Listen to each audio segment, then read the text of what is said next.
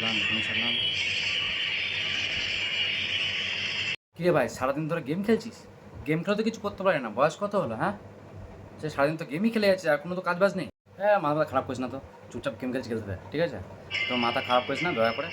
খেলতে দে, ঠিক আছে? ডিস্টার্ব করিস না। আরে বয়সের সঙ্গে কী সম্পর্ক গেম খেলার সাথে? হ্যাঁ, খেলতেই পারি, আমার ইচ্ছা। খেলার সাথে বয়সে কী সম্পর্ক? হ্যাঁ, কত বছর বয়স হলো তো? 31, ঠিক আছে? এবার দেখ, এখানে দেখ কী দেখাচ্ছে।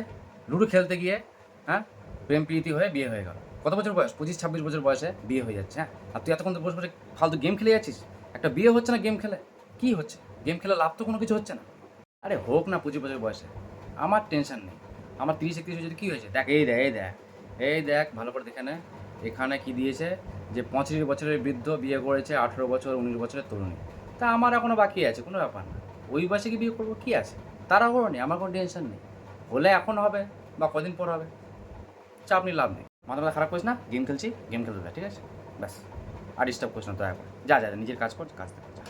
এখন গেম খেলবি তো খেল, বিয়ে করার দরকার নেই। বুড়ো বয়সে বিয়ে করে বলছিস তো, তখন দেখবি দেখা গেল তোর বউ তোর মরার অপেক্ষা করছে যে কবে মরে বুড়ো, কবে শ্মশান যাবে, আর তবে কি সম্পত্তিগুলো আমি পাবো, দিয়ে অন্য কারোর সাথে পালিয়ে যাবো, বিয়ে করে নেবো। ব্যাস, সম্পত্তিগুলো তোর বউয়ের ভোগে চলে যাবে, তোকে আর ভোগ করতে হবে না।